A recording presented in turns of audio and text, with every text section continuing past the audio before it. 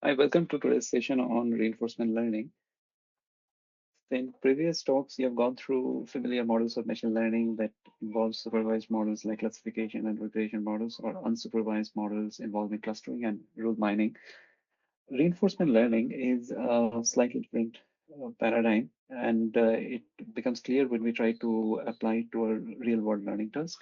Let's say if we look at how did we learn cycling, we didn't use either of the technique. We didn't have samples available to us. Uh, what we really did was to learn it through trial and error. So we learned how to balance on two wheels. And sometimes we had positive examples where we could do a very good balance. Or sometimes we fell down and we realized it really hurts. And from those mistakes, we figured out, how one could cycle very well. Uh, the same can be applied when you try to learn a new game. You might know the moves or the rules of the game, but in order to win against an opponent, you have to play the game many, many times. And from your experience, you will learn how to, make uh, how to take decisions so that you can win. Now, this is the outline of the talk. We'll give you an introduction to reinforcement learning. We'll start with multi-arm bandits, which are a necessary or stepping stone in order to realize the potential of reinforcement learning. Contextual bandits, it's a little more sophistication on top of multi-arm bandits. And these algorithms are quite popular in e-commerce or web domain. Finally, we'll come to RL and introduce a couple of popular algorithms there. We're also introduced to deep RL, where we combine the representational power of deep neural networks with the decision-making ability of reinforcement learning. So a reinforcement learning can be thought of an interaction between an agent and an environment. The agent is placed in an environment, and in most common cases, it doesn't have a perfect knowledge of the environment. The agent can take certain actions which will have an impact on the environment, and depending on how the action is, how good the action is, it will be awarded a reward. Now, to make a more concrete example, let's look at a self-driving car where the agent is the software or the decision-making system which is embedded in the car, and the car can, by virtue of some sensors that are mounted on the car, it can take a picture of the environment, for example, and it might know whether it is placed in a crowded street or an empty street or at an intersection. And it can take certain decisions like whether to turn left or accelerate or slow down. And finally, we have a reward structure defined on the car that if it is able to reach the destination without an incident, we give it a positive reward. In case of any other incident, we uh, offer a penalty. What makes RL different from, say, supervised learning is when we look at the definition. So supervised learning, we're given a training data set where we have inputs X and output Y. The output can be either binary or nominal or maybe a real target for regression. And the assumption is that data is IID, so it has been sampled independently from the same distribution. In case of reinforcement learning, we don't have often we don't have any training data to start with. The part of the learning is to do both, to collect data which will eventually prove useful for making good decisions. At the same time, not to make too many mistakes while we are collecting the data. And of course, it's a non-IID setup because the decision that we take now will have an impact in the future data points that we will collect. Levels are known in reinforcement learning, rewards are unknown. Sometimes they're stochastic because I might take the same action again, but because it was in a different state, I might get a different reward altogether. The goal for supervised learning is to maximize the number of correct predictions, and there's no concept of a look ahead for supervised learning. In reinforcement learning, the objective is often to collect the maximum rewards in the long run. So that involves some explore and exploit dilemma that we will look at later. Essentially, what it says that we cannot be very short-term focused or myopic because we need to collect good data, which will help us to make better decisions in the long run. What it also means that in the short term, we are willing to make some compromises, maybe make some mistakes, which we will be able to compensate for in the long run.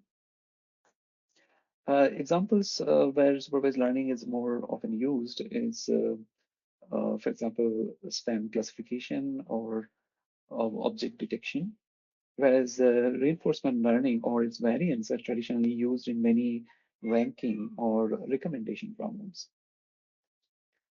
We'll look at an example of what could be a potential use case for reinforcement learning. Let's say we have an e-commerce site uh, and customers are coming on the site where we feature some deals. Um, and if the customer likes those deals, they click on it and they might explore and then eventually purchase the deal. If they don't like it, they will go and shop elsewhere. Right? Now, one thing we can do is if we are very much focused on short-term rewards, so we'll try to promote deals which are probably will give us higher revenue, right? Um, now, the customer might buy it once, but they may not buy for a long time in future. They may not even come back to the site. For example, if the product is not really of good quality, they may not come back to the site. So the other way, if you're really optimizing to for long term, what would have been is to recommend a really good product, something which may not give us an immediate value. For example, it can be a Kindle, which may not be as expensive as recommending a smartphone, but uh, customers will enjoy and they might shop for the device to buy, say, ebooks over time, right? So although we're making a not making a very big short-term reward, but it's something the customers will like, and they will be willing to, spend on this investment over a long period of time. So it will give us eventually long-term reward.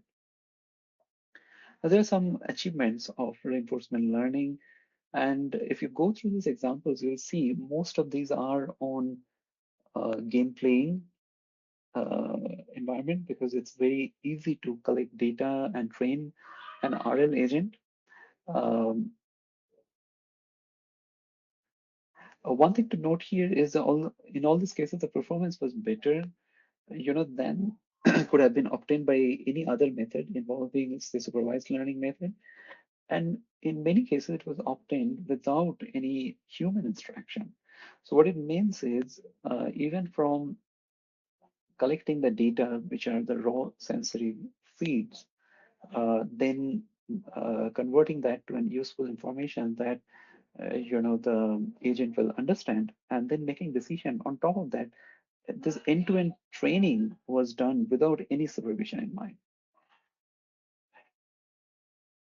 So now again, we're looking at this familiar diagram where we have an agent and environment. Uh, Now we'll use some notations here. So at each time state, the agent observes a state st and it executes an action a suffix t, right?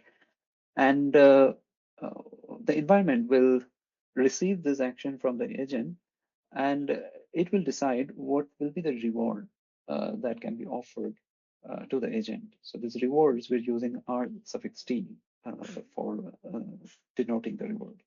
And this interaction sort of carries on over time. Depending on how good or bad the reward is, the agent gets a sense of what are the meaningful actions to take uh, for a given state. Okay.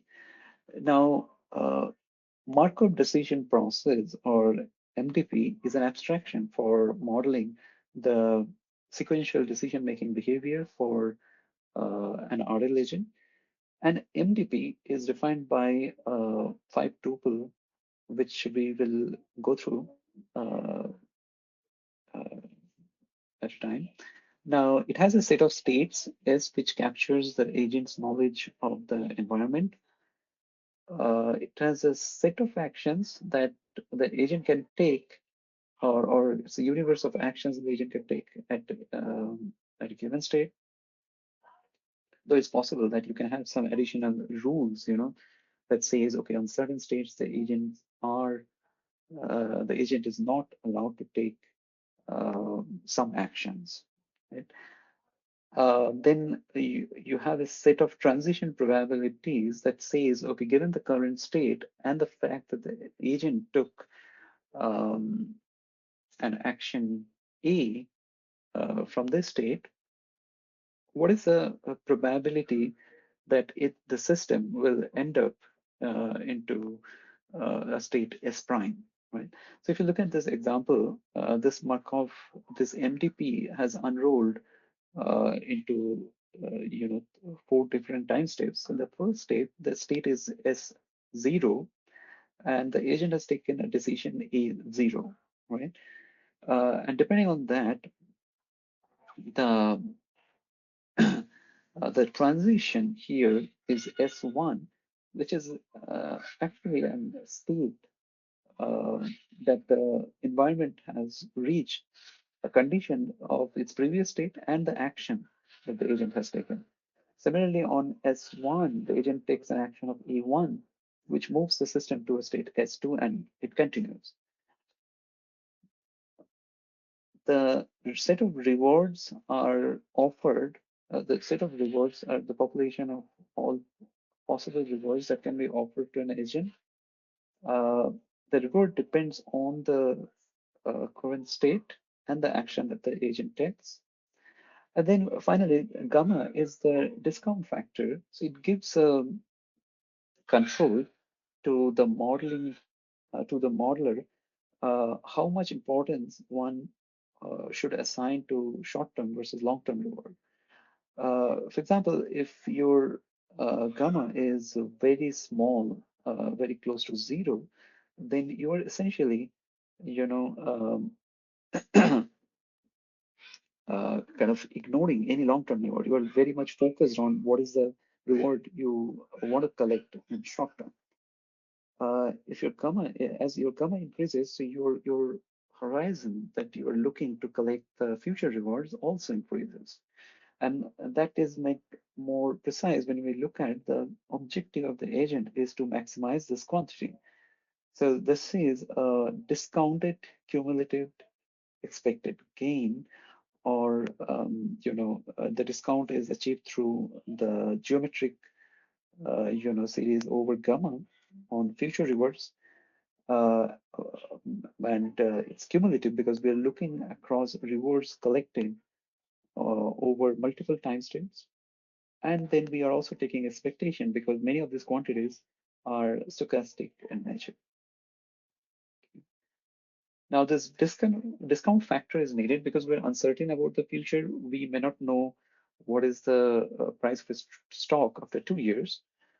Um, Sometimes uh, we might prefer to collect more rewards sooner than waiting forever. You you want to collect some rewards now, uh, and it can be for mathematical convenience because uh, without sometimes if there is no discount factor, this some uh, some of the expressions may not converge. So it's purely for mathematical convenience. We will need a discount factor.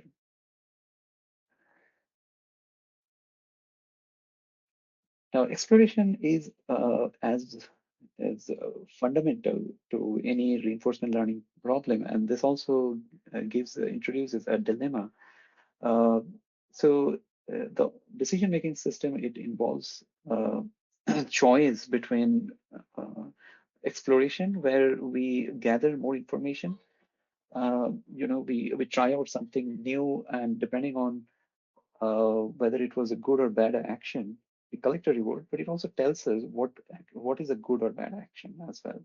Exploitation is when we just make use of a knowledge that is collected from previous steps, and like you take the best decision given the correct information, right? So we can, for example, recommend the item which is most profitable.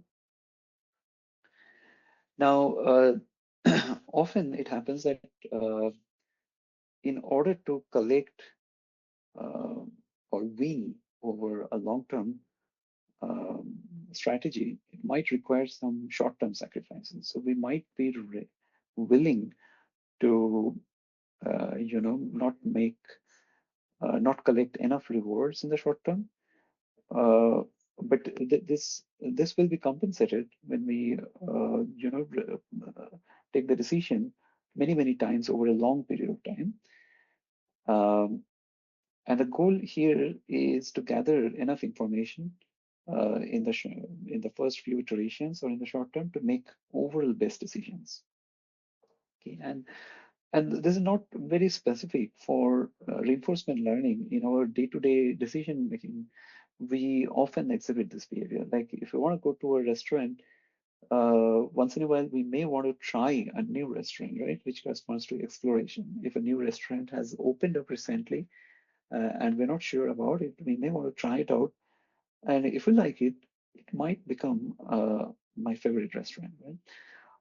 Or if we're very unsure, like if you're taking your guest, you might want to go to a restaurant where you're more confident. So take them to your favorite restaurant, right? Similarly, for other scenarios like listening to music or when we are deciding what ads to show, again, explore and exploit will prove extremely useful there. Now we'll move into multi-arm bandits. So these are very much of a simplification for the MDP that we saw in reinforcement learning. So a multi-arm bandit is a tuple which has action and reward pairs, where action is a known and finite set of actions. Like if you imagine there is a casino and there are different arms that you can pull or levers you can pull. So all those levers become your actions. And then depending on the way the casino is uh, wired, you might get a reward by pulling a lever, right? So that reward, the set of all possible reward, is determined by capital R. So A is a known set or a known and finite set of actions, and R is an unknown probability distribution over rewards, which is conditioned on the action taken, right? So the way the interaction happens, for every time state, we will uh, the agent will select an action from the set of possible actions, um, which is A suffix T, and depending on the action that we have selected, the environment will determine a reward, right? So here the reward depends on the action on. And the goal is to maximize the expected cumulative reward, that is sum of rewards that is collected over a time horizon.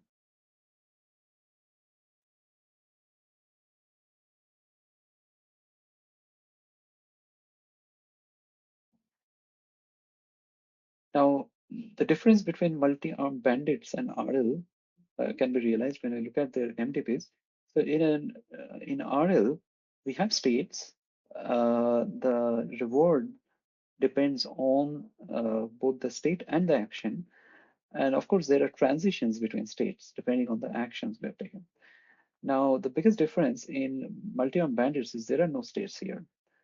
So we are at any point of time, we uh, take an action and observe a reward, which depends only on that action. Okay? So this is the assumption in the modeling. Now, as there are no states in a multi-arm bandit setup, so the actions that we have taken in the current state, it does not, directly influence our rewards or long-term rewards. which is why it's a common practice not to involve in a discount factor here in the objective of multi-arm bandit. Now, while we have looked at multi-arm bandit from the point of view of reward collection, but if you explore the literature, you will encounter uh, uh, it is uh, it is the objective there is to what is known as minimizing regret. Now, why is regret or this new definition is required is because sometimes the sum of rewards is not very informative because it doesn't tell us how far we are from the optimum reward. Now, what it means by optimum here is if we knew which arm was the best arm, right, we could be pulling that arm all the time, right? And that would be my optimum strategy. So just knowing the total rewards that we are collecting doesn't really tell us how good, how close, or how far we are from the optimum reward we could have collected, right? So if we look at the uh, mean reward for an action A, which we'll also call as a value of the action A, can be written as this expectation.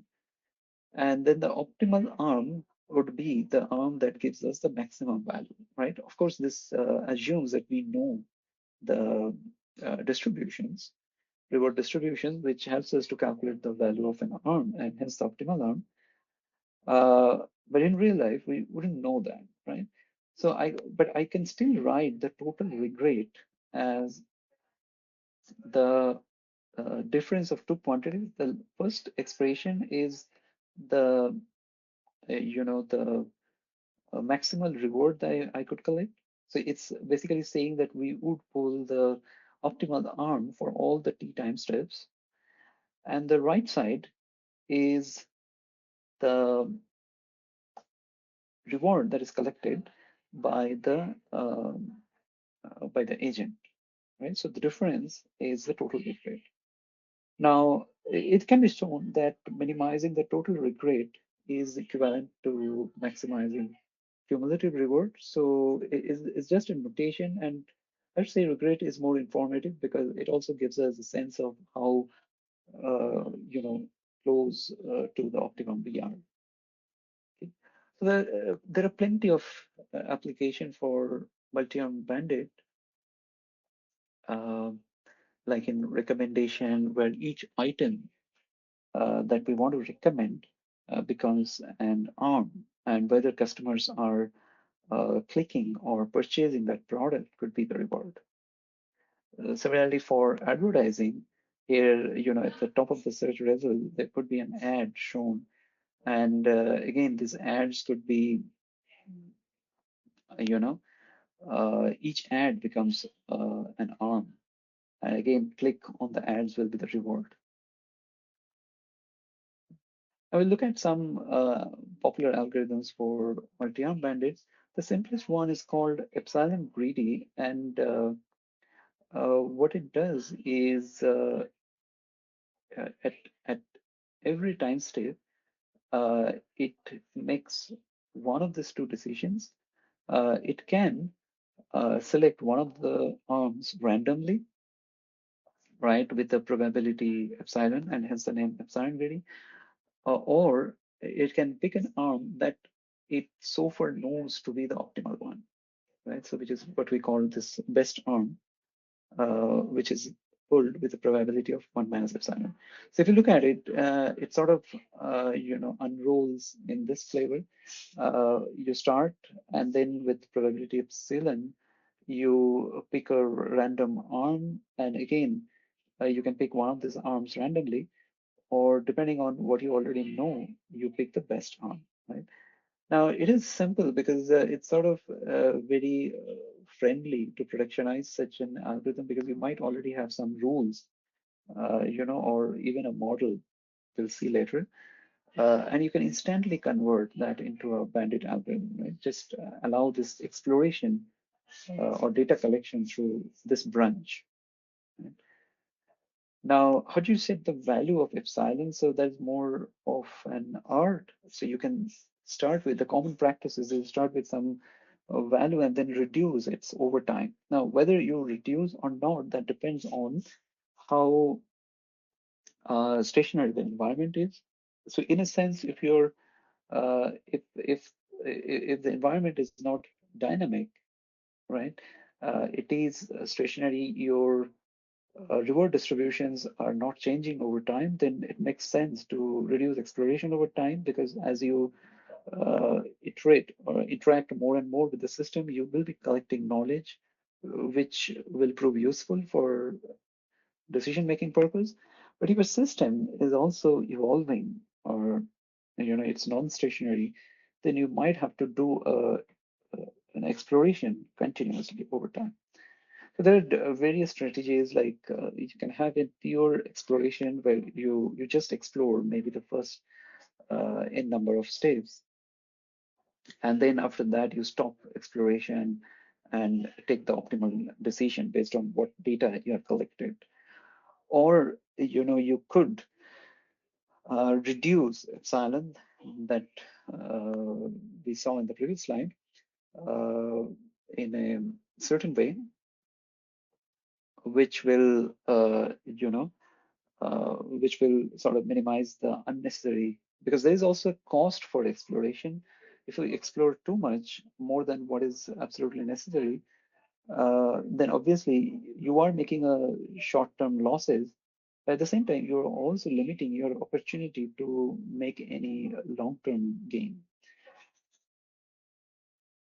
Then there are also adaptive strategies where, depending on how the system is evolving, you may lower or increase exploration percentage.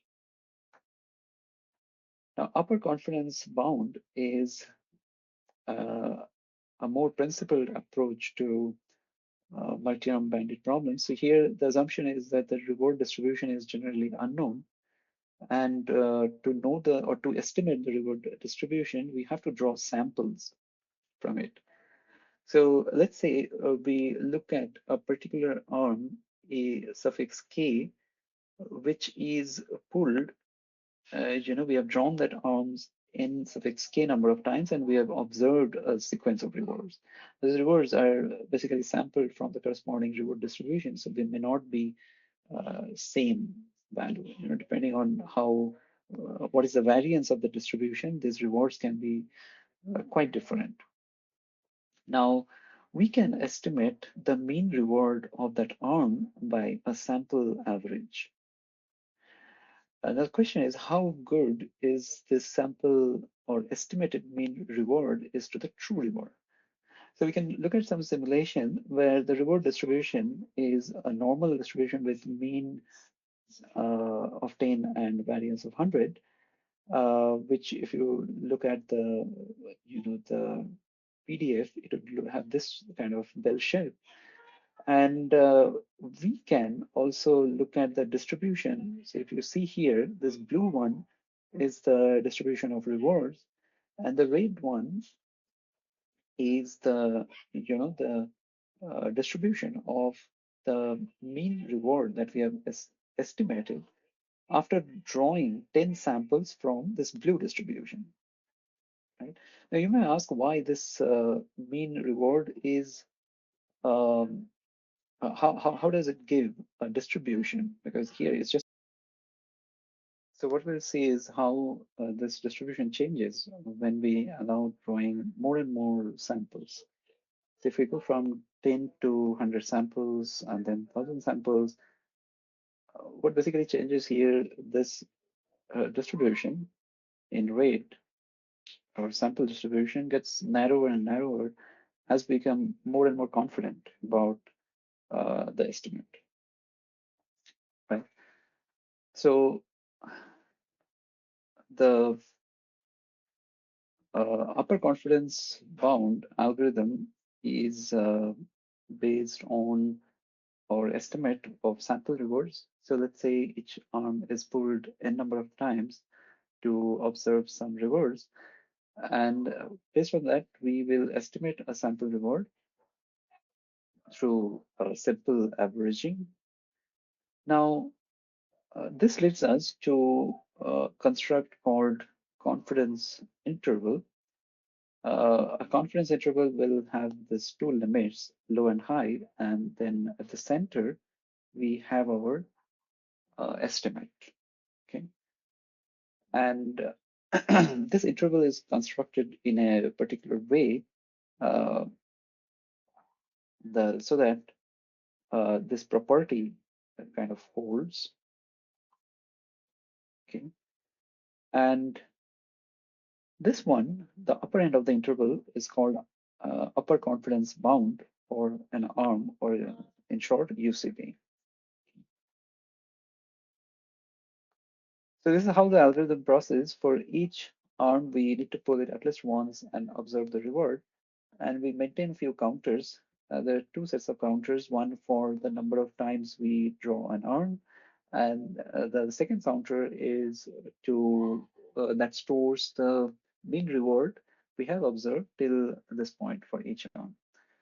Now, for every iteration, we calculate what is the UCB of an arm, which is essentially what goes under this argmax here. And the arm which has the highest UCB is selected as the candidate. And this arm is pulled and we observe the reward. And depending on the reward, we update these counters. Okay. Now, if we look at this expression for UCB, there is something interesting here. The UCB will be high when the first term is high, which means the arm gives a high reward, or its estimated reward is high. It can also be high. The UCB can also be, pulled higher if by virtue of the second expression. And the second expression, especially if you look at the denominator, if an arm has not been pulled for enough number of times, then this will dominate. The second term will dominate. And this is how, intuitively, the algorithm achieves a balance between exploration and exploitation. So the first term here is exploitation. This is based on what our experience tells us, based on the rewards that we have seen in the past. The second part in the expression is based on exploration. So we are favoring arms which are not drawn sufficient number of times, okay? Because their in value is quite small. So here's an example of upper confidence bound, the algorithm in progress. Let's say we have three arms, A1, A2, A3, and this is how the distribution of sample reward looks like. So if you look at in terms of the mean reward, A3 is the highest, but when we factor in the UCB, it's the arm A1, the one in blue, has the highest UCB. So as per the UCB algorithm, we will uh, pull the arm A1 and observe its reward. Now, what it turns out in this particular simulation is that this arm, after pulling this arm, we observe a very little reward, um, which sort of shifts the distribution a bit. Now, if you try to make out a difference between the figures at the top and the bottom, the the blue one, the arm A1, not only the distribution has shifted towards the left, but its variance has also reduced quite a bit. Okay, so now in terms of mean as well as in terms of UCB, it is clearly inferior to the arms A2 and A3. So next time we are going to decide the arm which has the highest UCB, we'd probably be pulling the arm A2. Okay. Now we'll come to Thompson sampling. Uh, um, so before we get to the motivation of Thompson sampling, let's look at an example. We have two arms which has been pulled exactly the same number of times, and we have the sample rewards estimated for them. Now, the key question is, are we confident about ARM A2, or should we continue to pull A1? Now, without any additional information, it might be hard for us to make a decision here. So what we do is to assume some form of prior distribution on mean rewards. So what it means is, um, if we look at the um, reward distribution across the arms, they follow this distribution. The reward is typically around 2 with some variance around it. And since this is pretty far from the mean, this gives us some sense that probably we should continue to pull A1, you know. Um, so Thompson sampling is a Bayesian approach to multi-arm bandits. What it does is just like uh, unlike UCB, here we assume a parametric form of the rewards. We say that for the reward distribution for on A, it is controlled by a distribution with its own parameter. Now, this parameter is unknown. What we are also given is a distribution over this parameter, which we call a prior. Okay? Now, the key steps that is involved in Thompson sampling is to compute a posterior distribution of rewards, which is this, uh, which we'll arrive at by applying the Bayes theorem. We'll see that later. And then you use the posterior distribution to guide our explore-exploit scheme. Now we are making distributional assumptions both in the reward models as well as on the prior. And if those assumptions are correct, then this technique can give us improved performance. Okay. So the Thompson sampling algorithm processes this way, and if it sounds a little abstract at this point, we'll look at an example just right after. What we do is we apply Bayes theorem to invert the probability. So now we have a probability over the parameter, and with what we use to draw samples from this posterior and use that sample to compute the value of an arm. Okay. Now, whichever arm has the highest value, that arm is selected uh, in that point of time. We'll look at an example with Thompson sampling in action.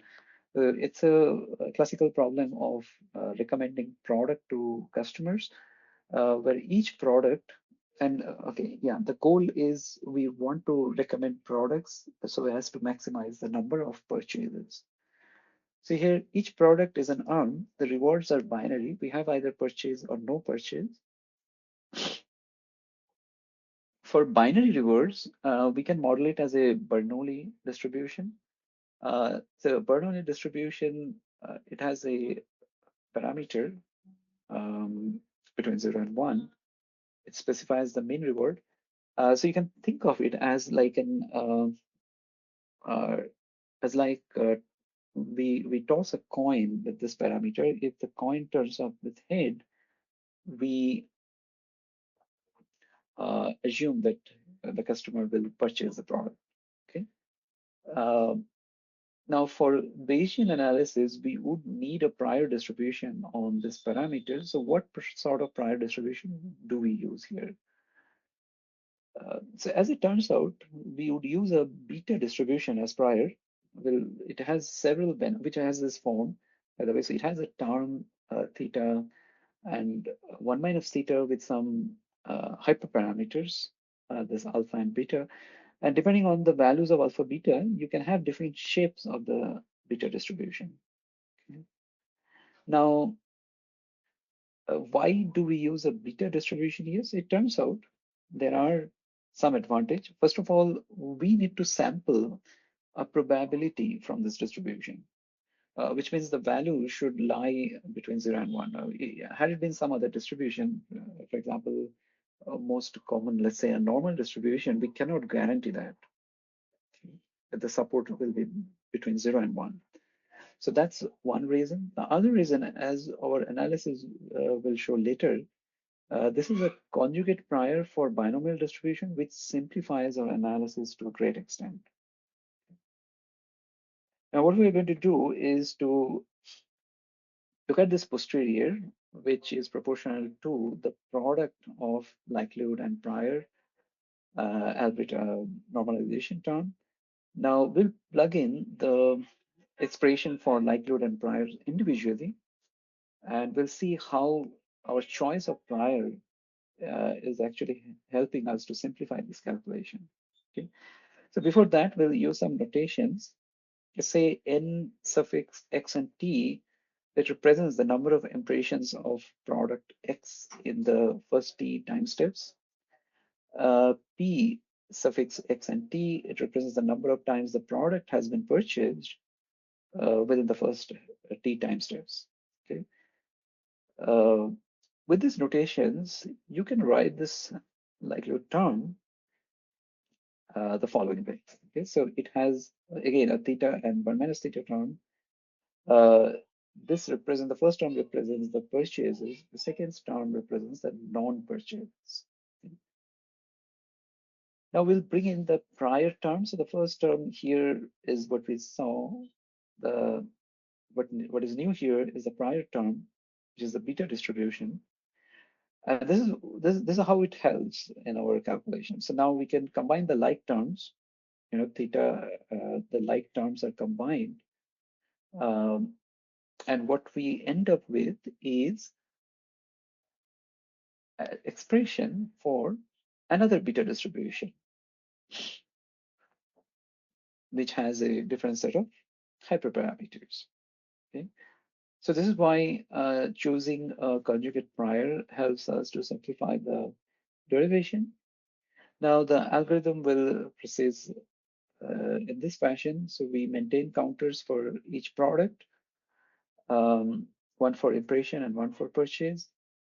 Uh, for every iteration, we sample, we sample a product from uh, the posterior distribution and find out the value of the product, which is simply the parameter value because of the Bernoulli assumption here. And we select that product and observe the reward, which is whether a purchase or not purchase. And this information is used to update the counters. And this, while we update the counter, the posterior distribution will also get changed. Okay.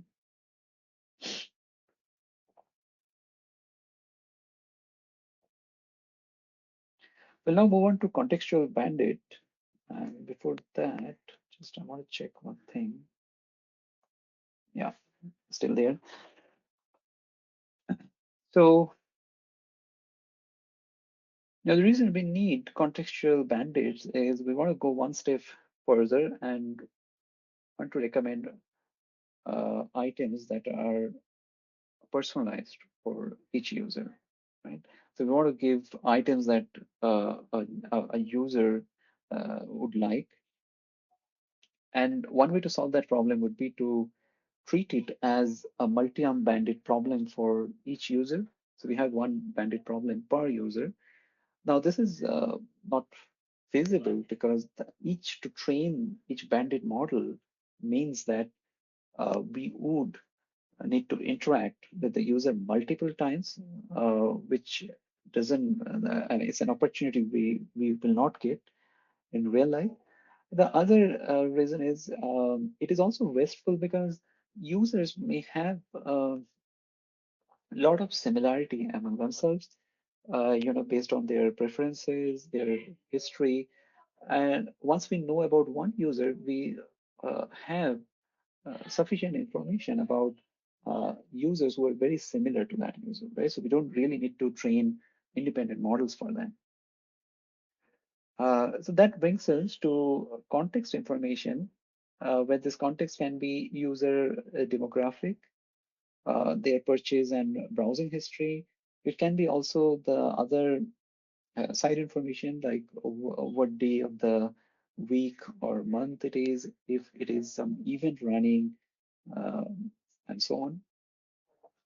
Finally, their products also can bring in some features what is the price of the product, category information, if there's some discount running. If it is, we are recommending a movie, then what's the genre of the movie, what are the actors? So they all will also carry a very useful signal for recommendation. Finally, we assume this context is made up of features. Part of it comes from user, and then the rest of it comes from the product or arm. So contextual bandit is a triplet of S, A, and R, where S is an unknown distribution of states, A is a set of actions that the agent can take, and R is a distribution of rewards, which is now conditioned additionally on the context S, right? So in a multi-arm setup, we have only R conditioned on the arm or action, but now S is the additional conditioning factor we have. So the way that this algorithm processes at each time step, the environment will present a context or a user with a context vector S. Depending on the context, the agent will select an action, and depending on the action and the context together, the environment will offer a reward. The goal here again is to maximize the cumulative reward or to minimize regret. Now, what we have seen, the MDP for multi-arm bandit has the simplest structure where we have only action and rewards. What we have introduced in contextual bandit is there are states. The action depends on the states, and the reward depends on both action and states. Okay? We're still a bit far from reinforcement learning, where we would be connecting the states together. So this is one way to model that the current action has an effect on the environment which sort of persists over multiple time steps, you know, which is not yet modeled in contextual manner. So we'll now revisit the algorithms that we encountered in multi-arm bandit, and well, it turns out that all those algorithms can be adapted uh, to incorporate the context information. Uh, the good thing is Epsilon and Greedy works without any change. So just like in the multi-arm setup, we have uh, an explore step which remains unchanged. In the exploit path, we now have a model which takes in the context information and determines the arm that maximizes the objective, right? And it can be any supervised model of our choice. Okay. Coming to upper confidence bound, so we have we'll look at a particular form of the UCB called lin UCB.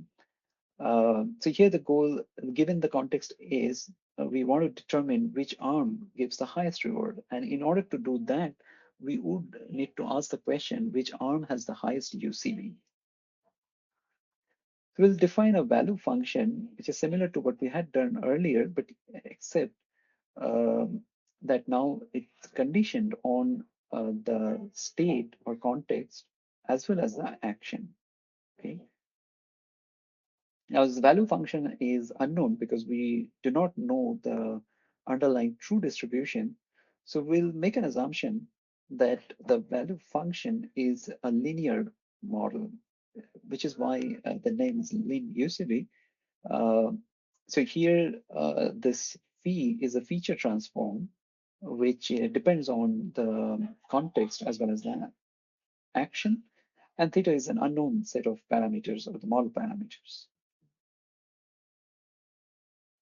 Now, the way the linear UCB process is that we learn theta through ordinary least squares based on the data that has been collected. So we have training data of the form, features, and rewards, and we learn theta through squared laws. Now, once the parameter theta is known, given a context and action, I can estimate the value. Okay, so we could But now it is no longer different from a supervised model. So how do we convert it into a bandit algorithms? How do we explore? Now, in order to do that, we need to define uh, we need to define the UCB of each arm. So this is the expression for UCB, which will not go into detail.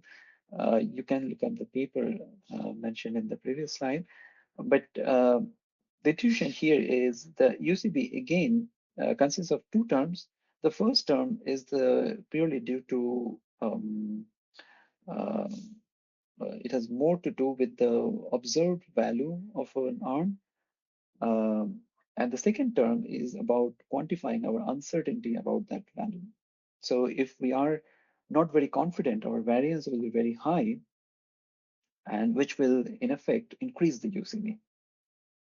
Okay. Well, now very quickly look at Thompson sampling. Um, Now here again, we model reward as a function of the action and context, but we not necessarily limit to a linear function. So we will also assume just the Thompson sampling in the multi-arm bandit case will assume a prior distribution on the parameter. Given the triplet of observation, our goal would be to compute a posterior distribution over the parameters and then use that posterior to decide which arm we want to explore. Okay? So this is the algorithm for Thompson sampling for contextual bandit looks like. Um, the key difference, as we'll see here, is this part here where we want to compute the posterior. So for which turns out that even if we make the simplest assumption, like we have a binary reward, and the reward is modeled as a logistic regression, computing the posterior becomes doesn't have any closed form, and we need to use some approximation either through sampling techniques like gap sampling or use a variational or mean-field approximation. Now, what we are going to do is to approximate this posterior and plug in the approximate posterior in place of the true posterior, and rest of the algorithm will continue. We'll now conclude our part of the talk with a summary. Um, when we look at epsilon greedy, it is easy to implement. It gives explicit control on what to explore and when to explore. But tuning the exploration budget is more of an art, and we may be over and under exploring without even realizing uh, that this is happening. UCB is computationally expensive because it requires matrix operation, um, and it may suffer from delayed feedback where the feedback is not available instantaneously. UCB, and if nothing is changing in the system, UCB will continue to take the same action. Thompson sampling is computationally efficient, but uh, uh, computing the posterior, although remains a challenge. But if we are able to draw samples from the posterior, it is much more efficient than UCB. It is more uh, empirically more resilient to delayed feedback. One intuition could be that it is not going to take a deterministic action, even if nothing else changes in the system. Of course, compared to epsilon greedy, we don't need to tune any exploration budget. With that, we'll move to the next part of the talk.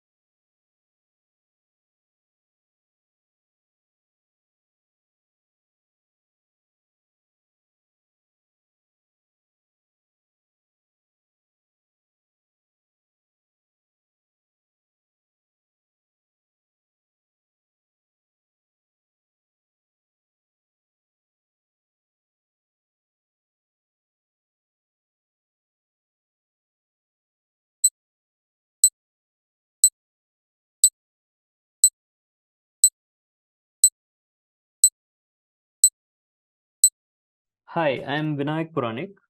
I will be covering the second part of this presentation on reinforcement learning.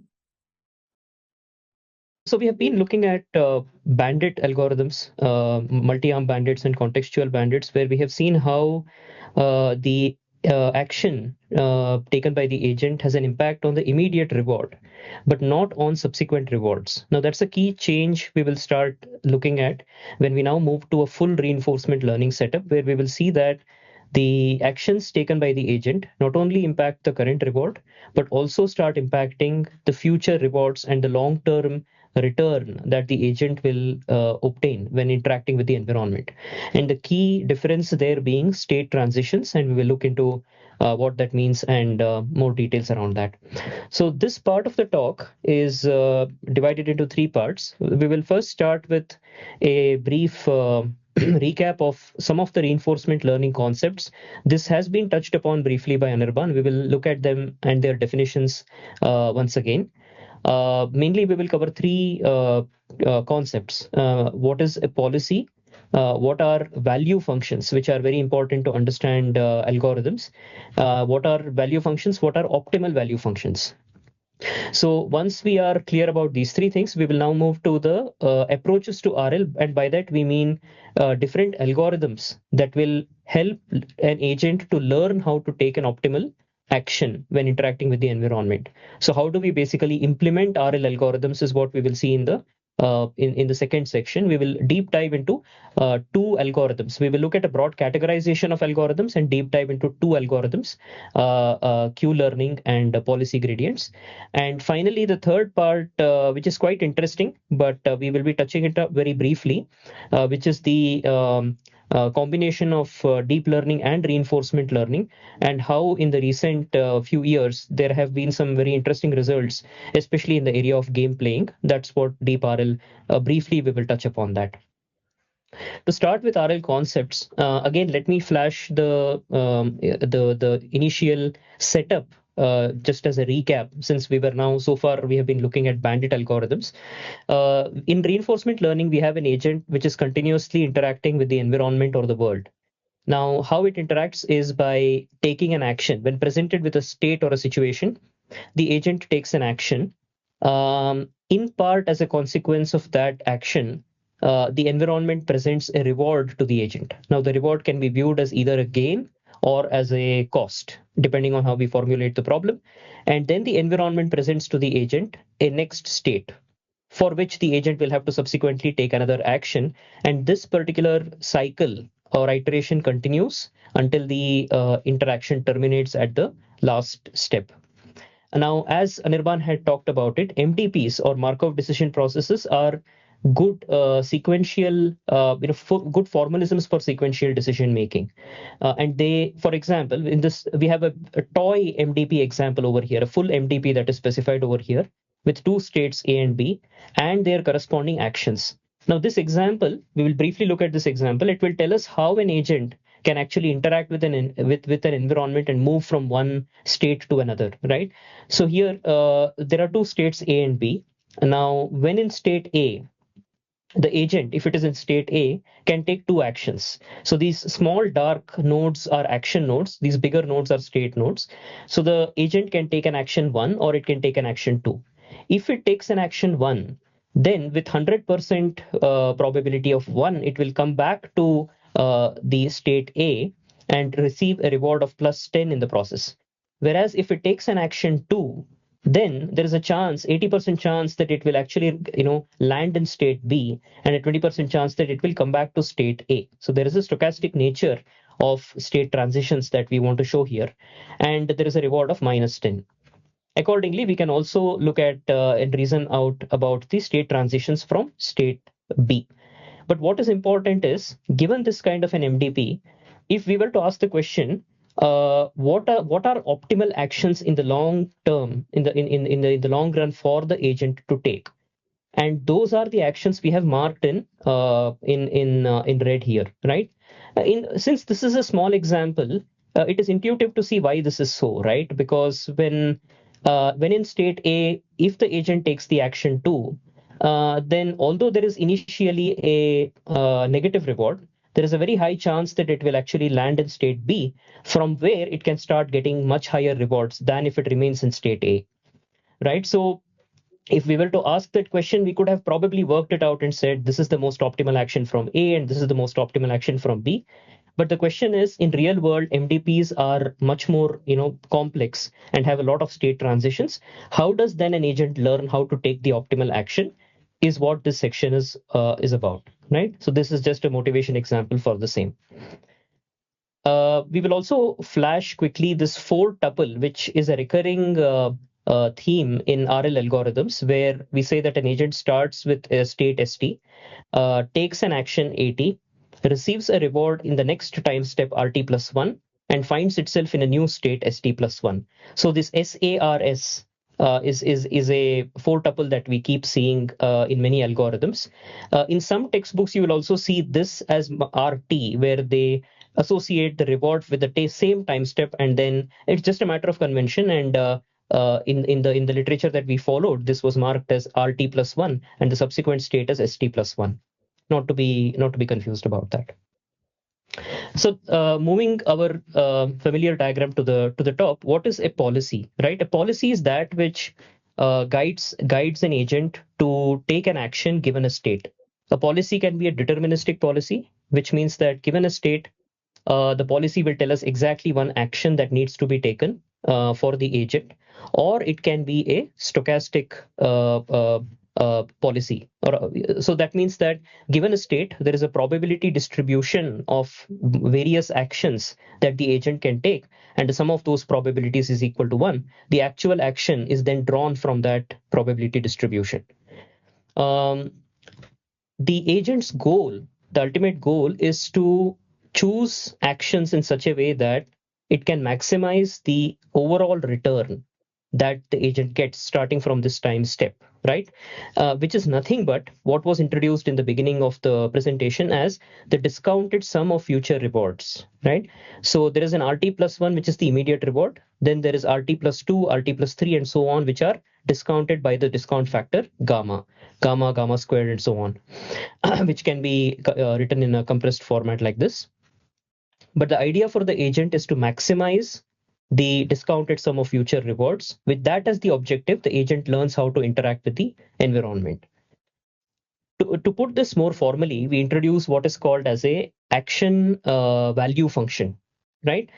Now, what is action value function? The term on the left side is what is called as the action value function, Q subscript pi of S comma A. So there is an input S, which is the current state. There is an action A. So how good is it for an agent to be in this state S and take the action A following a policy pi? That is what an action value function is defined as. Mathematically, it is defined as what is the expected discounted sum of future rewards, or what is the expected long-term reward starting from state S, taking an action A, and following a policy pi thereafter. So the first action is fixed, and then it has to follow the policy pi. And of course, the discount factor is also fixed. Now, this expression within the expectation can be expanded by looking at this figure here, right? So we have a state ST, and the agent takes an action AT, two of which are fixed. Now, at this point in time, the agent, this is not in agent's control, the agent can land in one of many next states. That is why first we average over the probabilities of next states P of S prime given S comma A, right? And then the quantity in this bracket, which is the immediate reward plus discount factor times what is the long-term reward from the next state S prime, averaging over all the possible actions that can be taken on the next state S prime. So it is the first state and the action, and then first averaging is over all the possible next states, and then the next averaging is over all possible actions that can be taken from the next state. That gives us the expansion for this action value function. Interchangeably, we will also call this as the Q value. And in fact, the algorithm Q learning that we will look at will help us to compute this Q value. One class of algorithms called value-based algorithms essentially set out to compute this Q value, and from there they derive the policy, and we will see how that is done. Okay. Um, right. So this action value function, or Q value as we call it, imposes a partial order among the different policies in a way that the policies can actually be compared. So suppose I have two policies, pi and pi here and pi prime, let us say, right? So we can say that the policy pi prime is greater than or equal to policy pi if the Q value under policy pi prime is greater than or equal to the Q value under policy pi for all state action pairs, right? So that is formally how we can define that one policy is better in quotes than the other policy. So we can naturally expect that there exists one policy that is better than all the other policies, which means that the Q value under that policy is the maximum and it is better than any other policy we can think of for that MDP, right? And that is what is called as the optimal policy, and the corresponding action value function is called the optimal action value function, denoted as Q star. So there is no Q pi here, but there is a Q star, and simply this is defined as a maximum over all the policies of Q pi of S comma A. Now, why are we defining this optimal value function? Because once we imagine that we have Q star of S comma A for all state action pairs, then it is very easy for the agent to derive the optimal policy. All it has to do is run the second equation, which means that if the agent is in state S, then to decide which action to take, it has to just look at the action that gives the maximum Q value, and that becomes our new policy. That becomes the optimal policy. So if we can compute the optimal value function, then we can derive the optimal policy. I think this connection is very important because many algorithms rely on this particular connection. You can see that they first set out to compute the optimal value function. Once again, optimal value function tells us what is the maximum achievable value for an agent to be in a state S and take an action A. That is the intuition. And once that is computed, it is very easy to derive the optimal policy because I am in state S. Now I just have to take an action that gives the maximum Q value, and that becomes the policy for that particular state S. Let's just look at how to define what is an optimal value function and how to derive that optimal value function, right?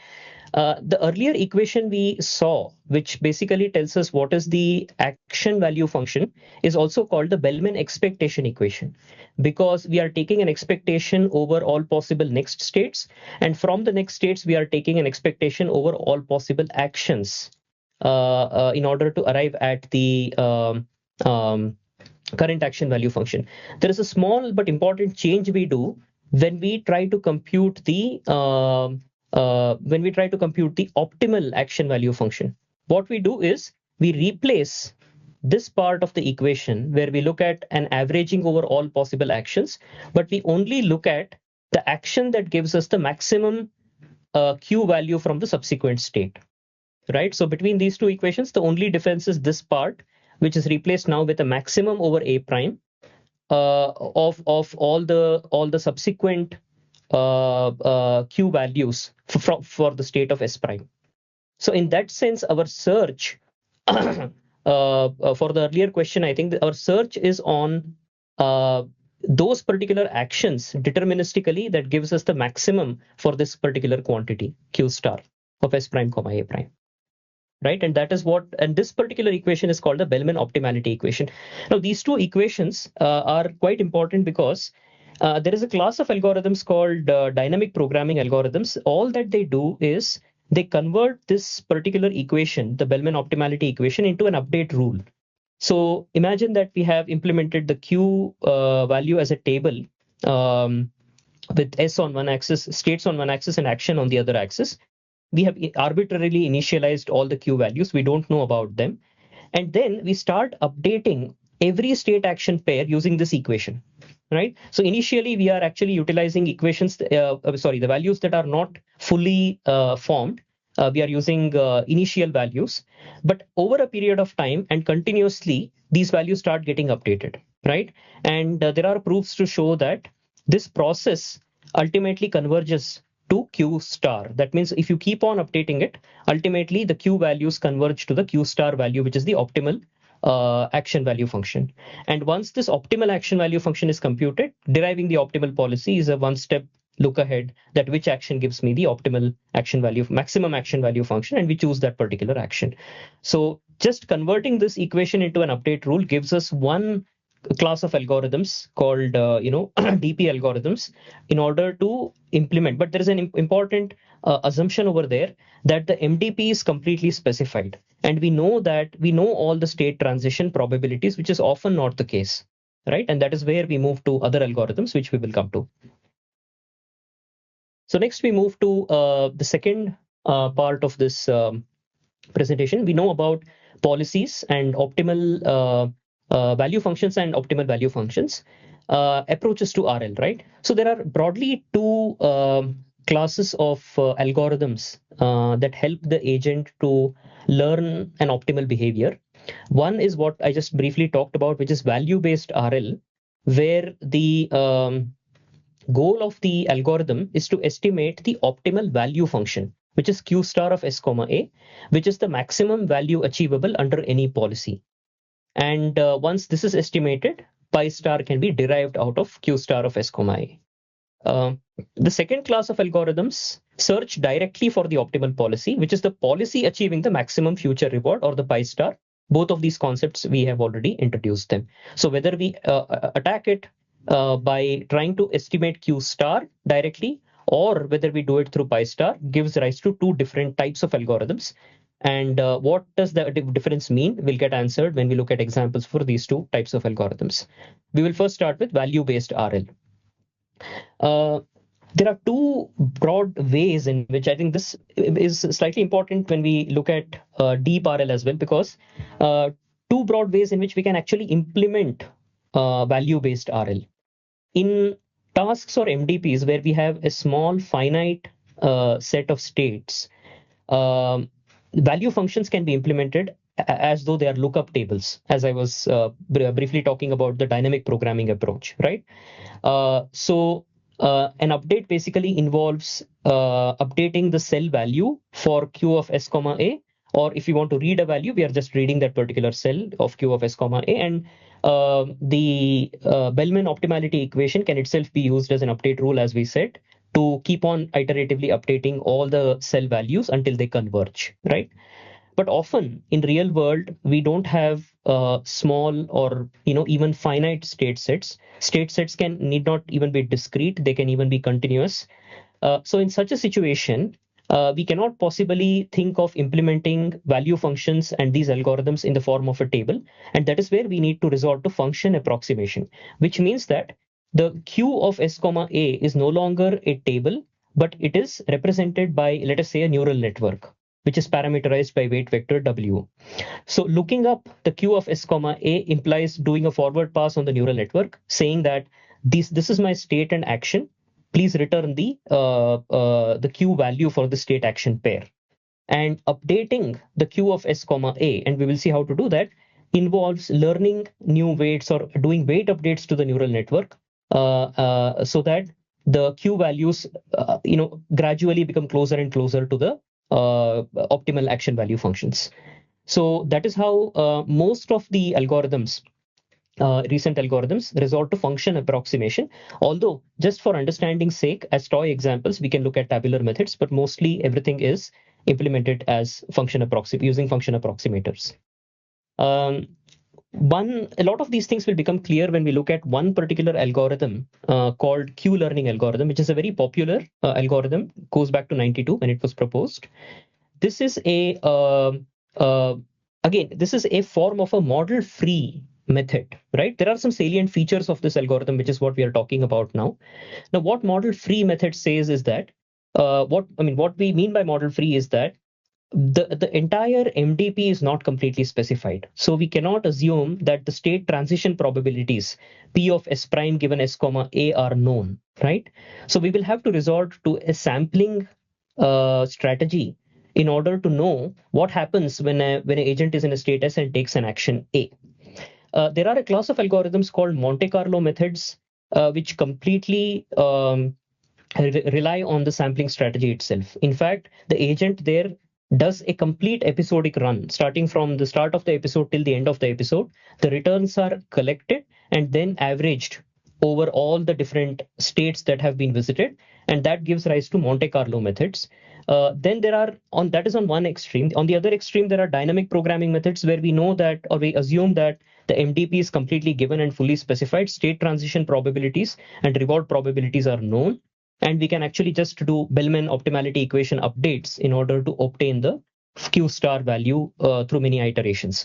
Q learning, and there is one more related algorithm, SARSA, that are somewhat in between, where we resort to a sampling method, but we do it one step at a time, right? So they come under a class of algorithms called temporal difference learning, or TD learning.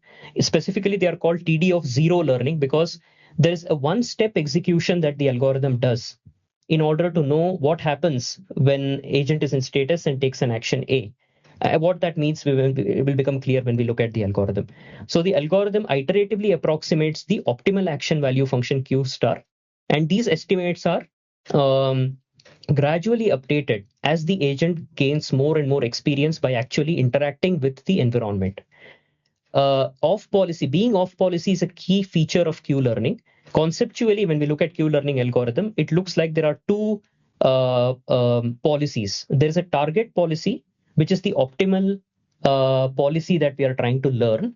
Whereas there is a behavior policy or an exploration policy, which is the policy used to interact with the environment.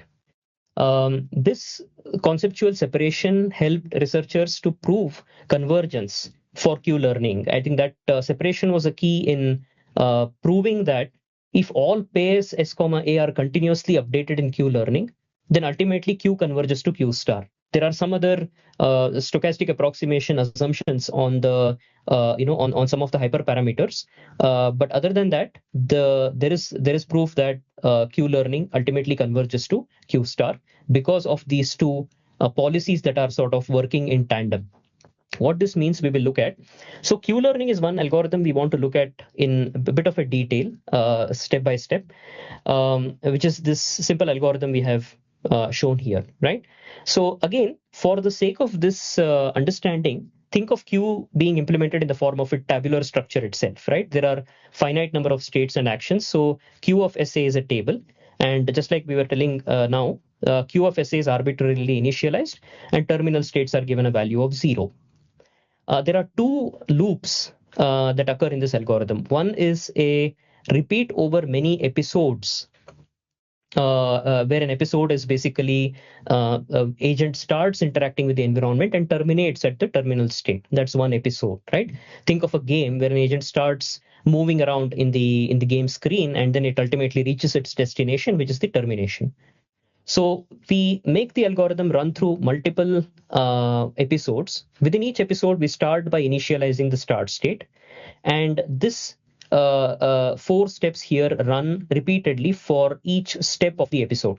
So what the algorithm does is, given the state S, choose a action A from the behavior policy, which is a policy derived from Q, but there is an element of epsilon greedy in it. That means that for a small fraction of time, take a random action, whereas for 1 minus epsilon times, take an action that is greedy with respect to Q, right? Take the action which gives the maximum Q value. So choose the action. Now this is where the interaction with the environment comes. The agent actually takes the action, observes the reward R, and moves to the next state S prime.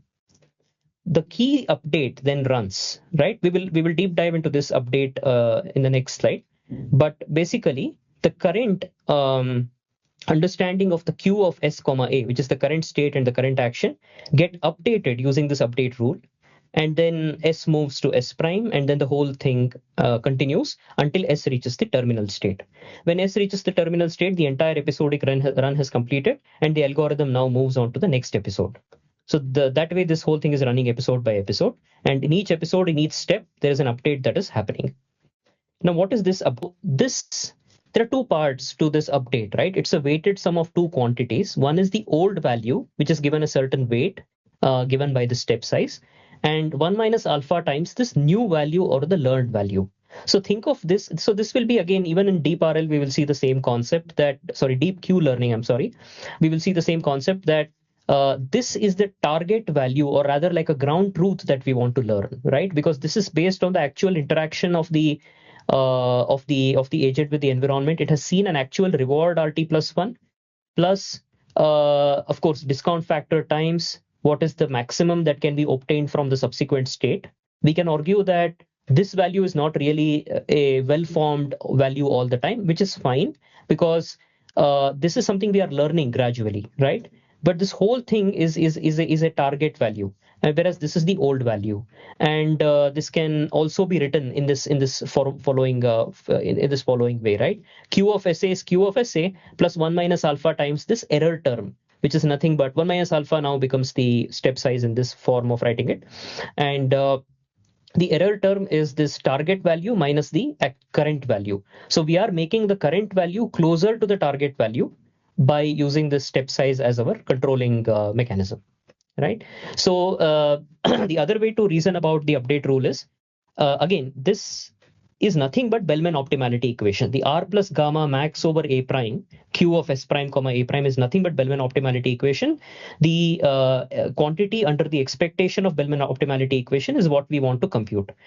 Because we don't have the MDP in front of us, because we don't have the transition probabilities, we cannot expand this expectation and do it like dynamic programming. We will have to take a sampling approach.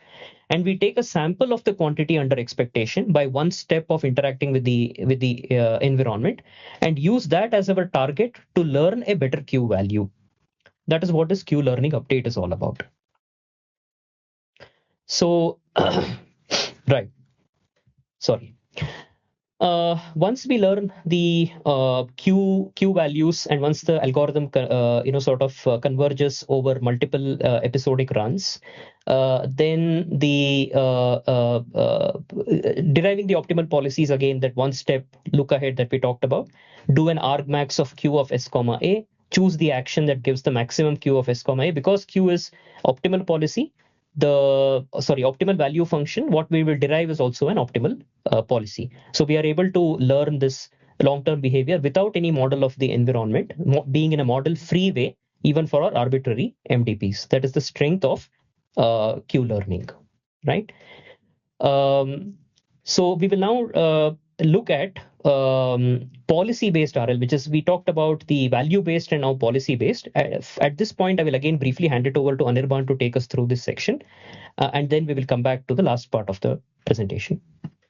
So policy-based RL, as we saw in previous slides, that the goal is to learn the optimal policy, and policy-based RL takes a direct approach to find the policy, as opposed to what value-based RL does is to find the value function and then derive the policy out of it.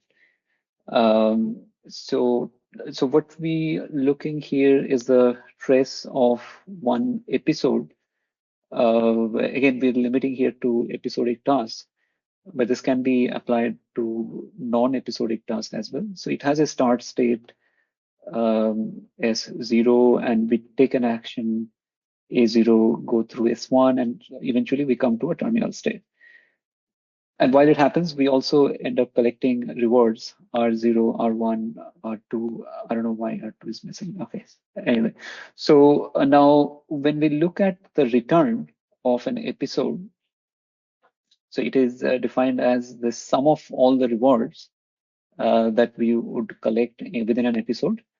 And the expected return is an expectation over that return. So this return is a random variable because of the state transitions that are involved, which is why we take an expectation. Then the idea is to find a policy which maximizes the expected return. Let's take a look at the terms involved here. So this expectation, we can break it down into two terms. What is the quantity and the probability of that? And to the probability, again, it can be, this term might look daunting, but it's a very simple explanation. So you start with a probability in S0, and then you take an action which is given by the policy, right? And then you have a state transition, which is given by the environment. So it's one term is what we control here, responding to the actions taken in each state. And then there is a term contributed by the environment. So product of all these terms um, is what is the probability of observing an episode. Uh, so the goal is to find a policy which maximizes this expectation term. Now, as you can imagine, this expectation is will be very hard to compute because there are terms involving actions of the environment, which we know nothing about. So we don't have a model for the environment, and which becomes very difficult to compute the expectation term.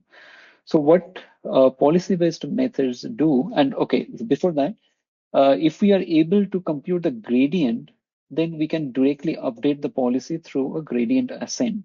So this is the gradient component, and we take a step towards that to increase the value of the policy.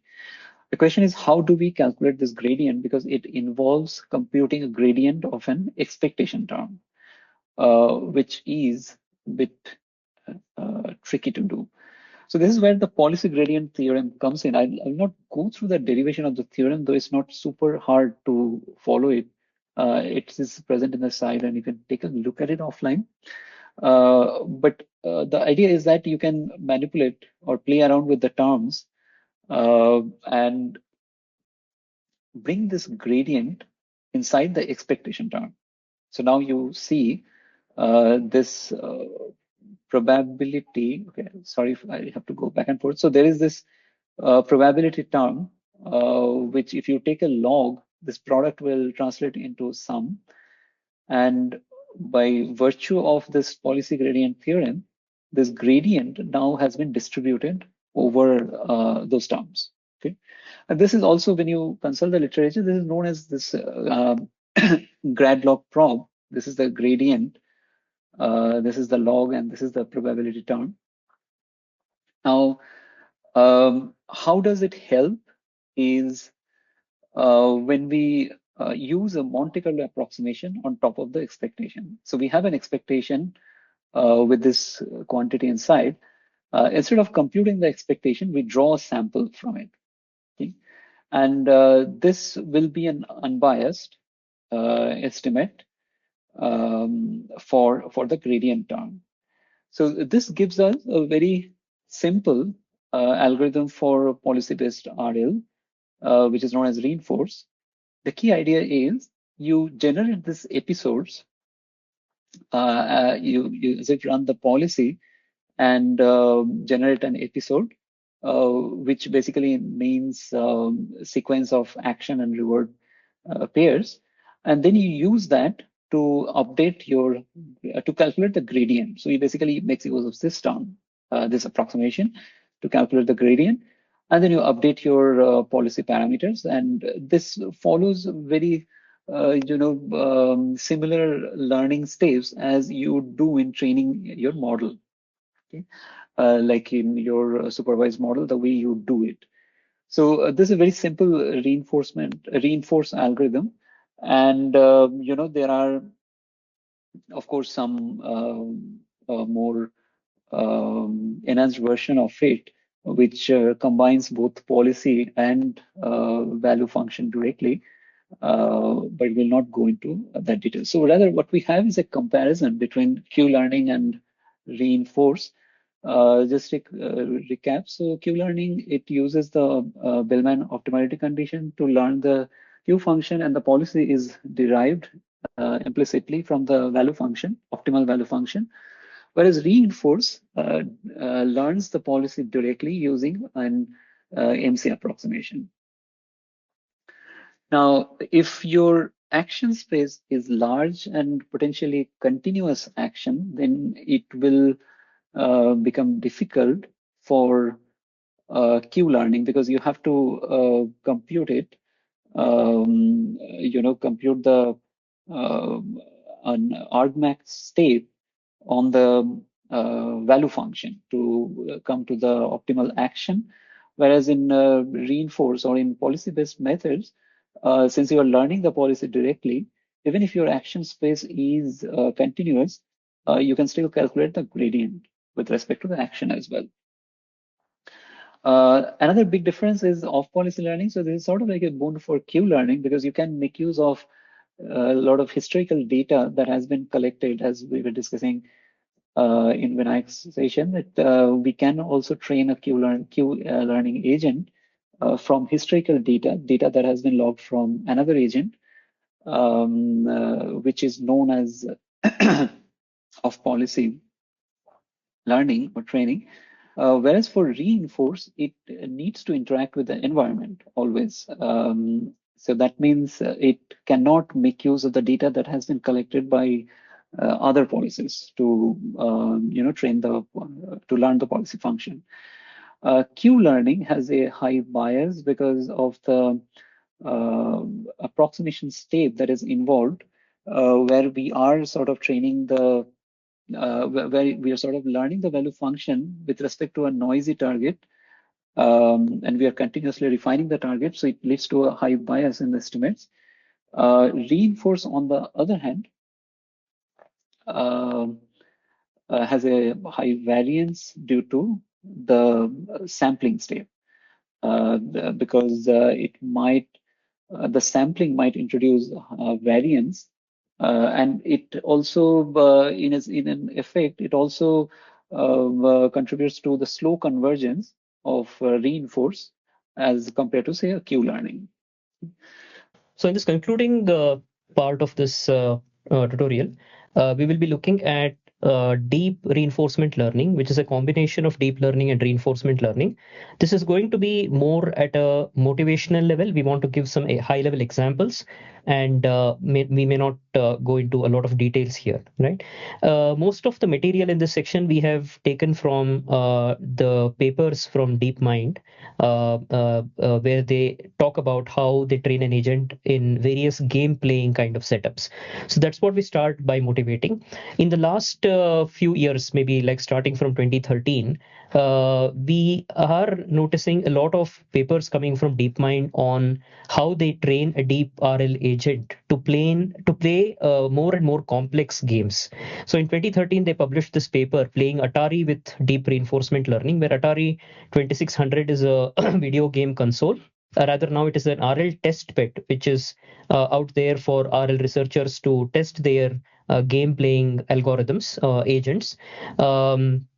And it provides a suite of arcade games for the agent to compete and play, right? So they published this paper where a single model architecture, with a single model architecture, they were able to train the agent to play 7 different games, uh, uh, all by just observing the screen pixel from the screen of that console, right? So there is no additional game specific domain information encoded into the agent, or the logic of the game is not encoded into the agent. The agent just looks at the screen pixel and based on what it sees on the screen, interacts with the environment and earns a reward. Just by this, they were able to achieve expert performance on multiple games. They followed this up in 2015, where their article appeared on the prestigious Nature magazine, where they were able to extend this architecture to play 49 different games, many of them at expert human level performance.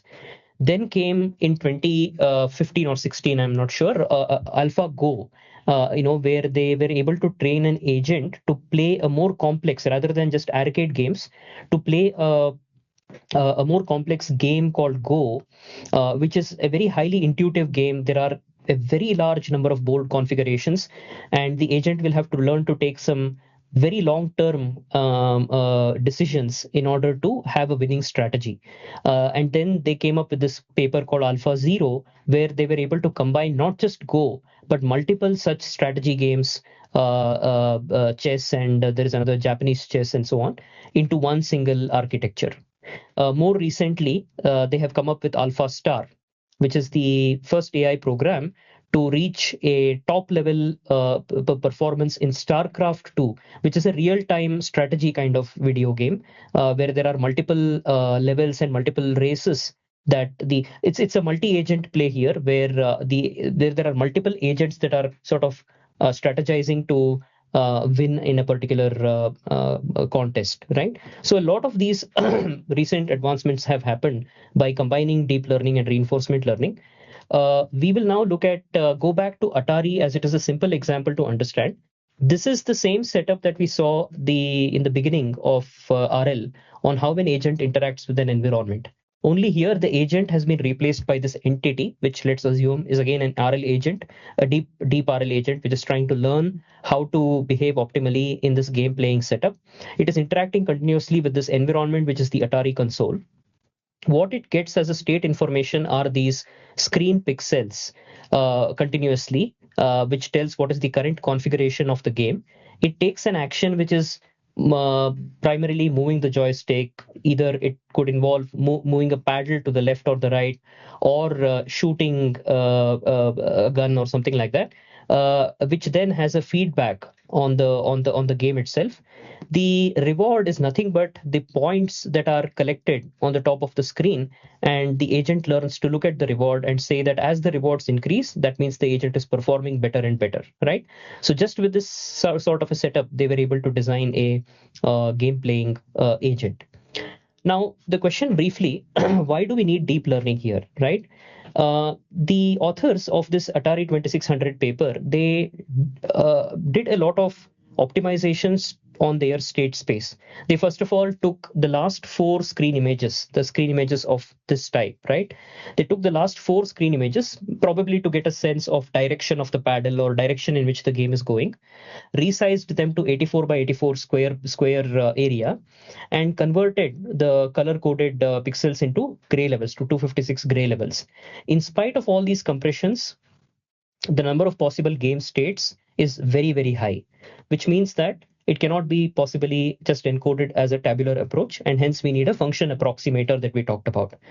This is where the deep neural network is coming into picture, because the deep neural network helps us to approximate the q value, q of s comma a, parameterized by the weight vector w, and help us to learn better and better q values. In a nutshell, how are we sort of combining deep learning and reinforcement learning, right? Deep learning is giving us this power of representation learning. We don't need explicit domain knowledge to feature engineer, but we can start with these high complexity sensory inputs or raw inputs and learn robust representations, as we have seen in a lot of deep learning papers in the recent times. Given an objective, DL can help us to learn these representations. Reinforcement learning gives us the power to act optimally, to take decisions such that long-term rewards are obtained in an optimal manner, right? So what we are essentially doing is combining these two, the deep part, which can help us to process the raw complex input and learn strong embeddings or representations.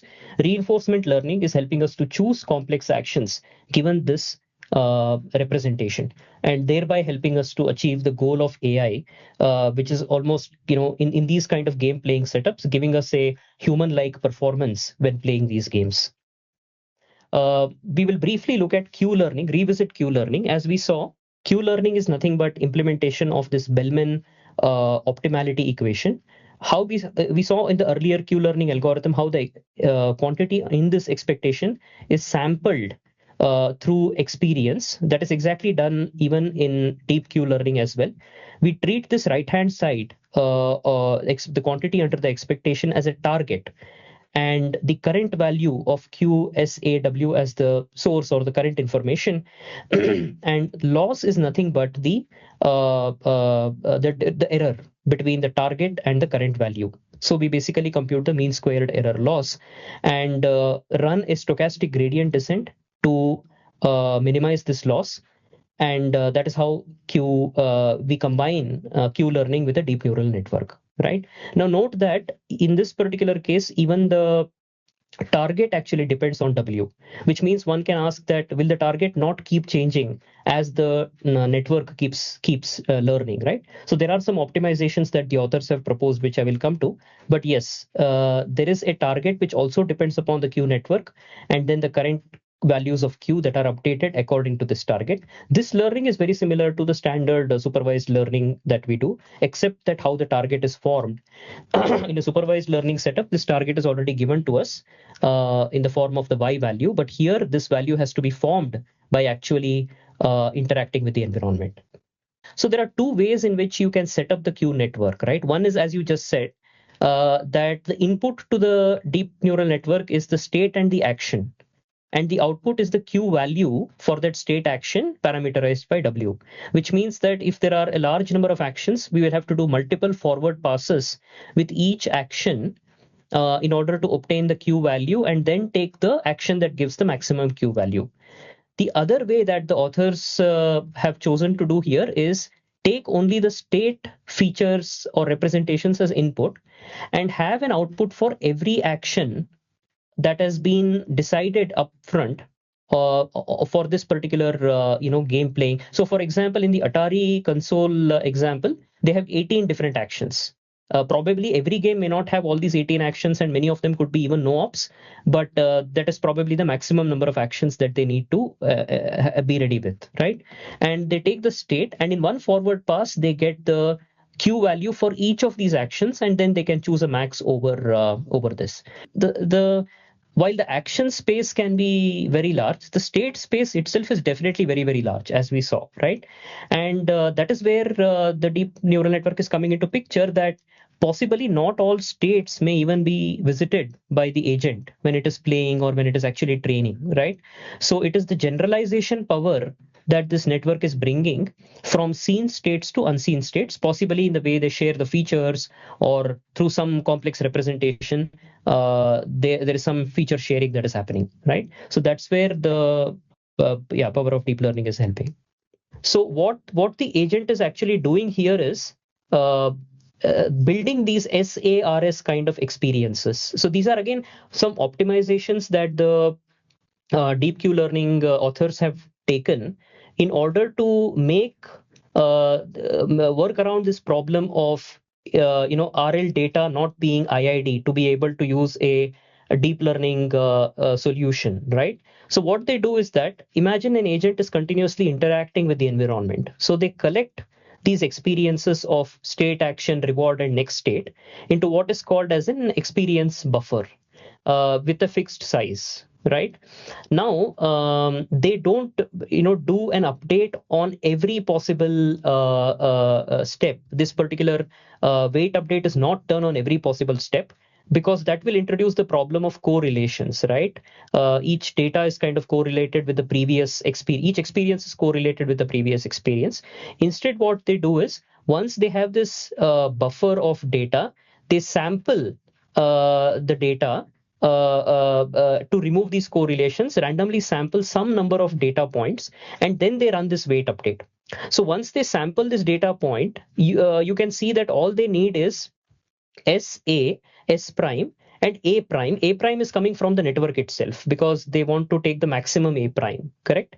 So once they get SA, R, and S prime, that's what they need in order to make this, in order to apply this weight update to the network. So, but another important thing to note is that, again, if the targets are continuously, changing, suppose they were to use the same weight vectors, then they were facing a problem. Again, these are a lot of tricks. When you read the paper, it feels like, as though they have tried a bunch of these things and looked at what works the best, right? So probably they observed that the weights were diverging because the target is also continuously changing. So what they do is they have a parallel network, right? So they keep the targets fixed for a while, for some number of iterations, and when they are doing these weight updates, the target part of it is fixed for some time, for some number of batches, and then after some time they switch the network. So the old learned network now becomes the target network, and they continue to learn. So some of these tricks is what they need to apply in order to make deep learning work in the context of Q learning, like building this experience buffer, this buffer of experiences, sampling from it, and thereby breaking the correlations, and then sampling experiences in order to do the weight update by keeping one of the parameters in the target fixed for some time and only doing the weight updates every doing the weight updates for every few set of batches and then switching the target network, right? So uh, all these things are sort of encoded into this deep Q learning algorithm. Unlike the deep learning algorithm, we will not be going into individual steps over here. But the reason why we are showing it here is just to show that this is nothing but deep learning. What we saw in nothing but Q learning, I'm sorry, because what we see is a set of episodic runs from 1 to n. There are a set of episodes. The initial state is initialized, and then for that episode in steps 1 to t, the entire Q learning algorithm is actually running. The only difference between this and the original Q learning that we saw is how experience replay gets added, right? Once the agent takes an action and this experience is formed, this experience is not used to directly do a weight update, but actually to store it in an experience buffer and then take a random mini batch of these transitions and to run the weight update and periodically updating of the target network, right? So that convergence can be achieved. So just wanted to show this high level picture to show that what they're doing is exactly Q learning with these additional steps in order to make it work. So their overall network architecture looks something like this. They have a stack of four previous frames that together forms a state representation, then a bunch of convolutional neural network layers, followed by a fully connected output layer with 18 possible actions for 18 joystick or button positions. So they take the state as an input and give an output for each possible action, right? And with that, again, this may not be very clear, but these are on the x-axis. We have these different games, and on the left side of this line, there are these bunch of games on which they were able to achieve or even beat human level performance, right? So this agent learned to even play better than a expert human level performance, and on some other set of games which required a longer longer time frame of a longer window of interactions, they possibly did worse than some other set of games. In fact, how they do it, I just wanted to show a video just to demonstrate one of their game playing agents. Just a second, let me just open that. So this is where the algorithm will play Atari Breakout, and they show how the agent is initially very clumsy in moving the paddle and how slowly it kind of learns what is the right strategy to move the paddle to be able to break the bricks or whatever. Can just read through the screen.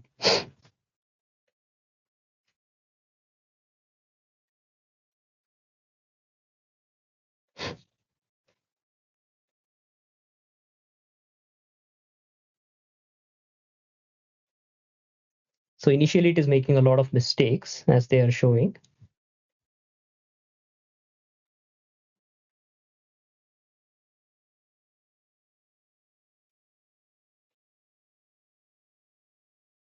After considerable amount of training, it is able to move the paddle very accurately.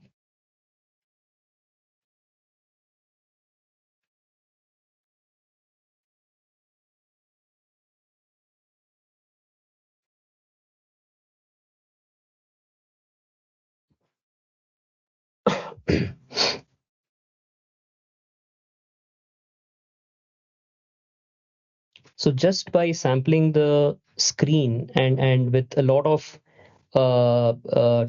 training, by playing a lot of these instances of these games, it is able to recognize these strategies, right?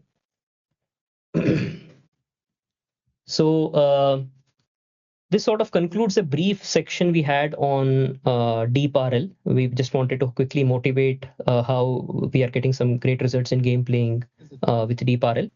So in conclusion, we talked about multi-armed bandits in the first part of the presentation, where we looked at three algorithms: epsilon, greedy, UCB, and Thompson sampling, both in the context of plain multi-armed bandits and contextual bandits.